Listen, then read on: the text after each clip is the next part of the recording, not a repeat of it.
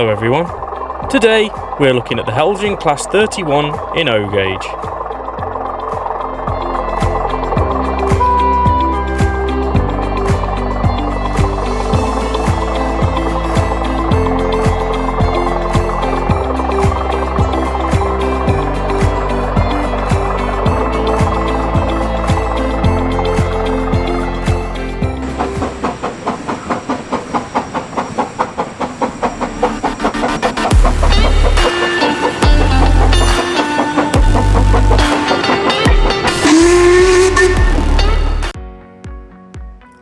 Hello everyone, and welcome back to the Kiln Line. Today we're looking at this Heljan Class 31 in BR Blue. This is the -4 variant. I'm not sure what the differences are, but if someone could let me know in the comments what the differences are in the different marks of the Class 31, that would be brilliant. Anyway, let's get to opening this big blue box and see what's inside it. I believe this locomotive came second hand, so I wouldn't expect all of the packaging or details to be in there, but we will have a look anyway. That's a very nice bit of packaging, but got bubble wrap in the ends obviously, because I think the previous owner must have lost the end pieces. Got the foam at each side. Oh yeah, and it normally comes on the little MDF plinth, as you can see at the bottom there. Let's see if it's on it. Nope, it's not on there. So we will put that to one side a second and have a look at the locomotive. It's a lump, this is. It's got a fair bit of detail in the cabs, which is very nice to see. You can just about see the massive flywheel through the engine room window. And there's a load of gubbins on the inside as well. This locomotive itself is radio controlled, as I'll show you from the underside. You've got the charging port and the on-off switch. It was done by Fossworks, as all the rest have been, and I imagine to a relatively high standard as well, but we will see that later on in the video. So yeah, this locomotive is a very heavy locomotive for its size, but straight out of the box it looks pretty good, but we'll have a look at that in a bit more detail in a minute. See if there's anything else in the box. Well, we've got the instruction manual for the refurbished BR Class 31. They made them in both the -1 and the -4 variants. And you've got a history of them, which I won't go into. There's many videos on YouTube which go into the history of these locomotives. And you've got a parts list, and you've got well, when you say the Heljan locomotives are DCC ready, it's very loosely DCC ready, because it requires basic wiring knowledge as well, and usually a soldering iron. Right, that's that. Let's see if there's anything else in the box. Maybe some instructions on what sound functions this thing has. I'm not going to put any money on it. It doesn't look like there is. No, it doesn't look like there's anything else in the box. So what we'll do is we'll get this down onto a piece of track on the bench, and we'll give it a closer look. Here we are on the workbench to give this Class 31 a little bit more of a closer look. As we can see on A end, we have a lot of detail on the buffer beam. There's a lot of lights on this thing as well. Oh no, they look like footholds on the front of the locomotive. I imagine that's to clean the windscreens and stuff, because obviously the windscreen is quite high up compared to where the floor is, so I imagine they need something to get up there. Got some lights at the top as well, on what would normally be a head code on any other locomotive. Oval buffers, proper metal screw link couplings. They've got a bit of tape round them, I imagine that's to hold it straighter in transit and stop the screw from coming out. You've got the electrical cables, steam heating I imagine is one of them, and the vacuum cable. Moving along the side of the locomotive, we have the engine vents. Look at the size of the bogies on this thing compared to the loco. They take up most of the length of this thing. A tiny fuel tank and battery boxes in the middle. But the bogies on this thing are huge for how small the locomotive is. As we move further, let's have a look inside the cab as well. As you can see, it's quite well detailed. You've got seats in there, you've got a handbrake, and you have actually got some controls in there as well. Just about make that out on the camera. We've also got some really nice printed detail on the side with the locomotive details there on the builder's plate. Moving along, we've got the windows into the engine bay. There isn't anything in there, I don't think. It's mainly, that's where the motor is and the flywheel anyway. BR logo, battery boxes underneath. More vents. Another massive bogie there. And the emergency engine switch off, I imagine that is. And along to the B end. Looking at the top of the locomotive, we've got a fair bit of detail here too. You've got the exhaust ports on the top. There's 2 of them. Very nicely detailed. I imagine these are panels that are lifted out by the crane when you want access to the locomotive. And the fan on the top, which I believe does spin. We will find that out when we look at the DCC functions of this locomotive. So yeah, that's this end of the loco. Let's have a quick look at the other and see if there are any differences. We're now at the B end of the loco. As you can tell, the fan is at the other end, and there is really not much difference from this end. It's pretty much a carbon copy from the couplings, electric, vacuum, steam heat cables, lighting, all the way down the side, past the engine bay, and back towards the A end.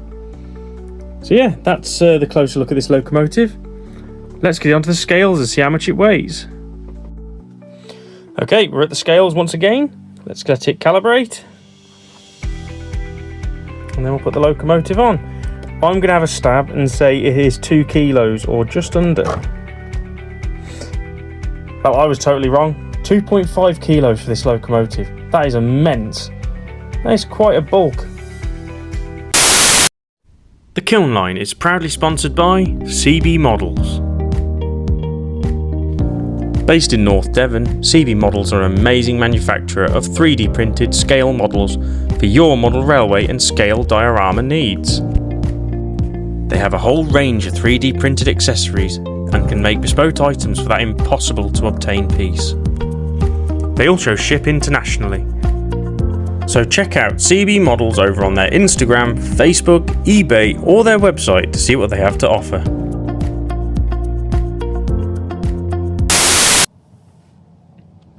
Well, now we know what this locomotive looks like, let's see what it sounds like.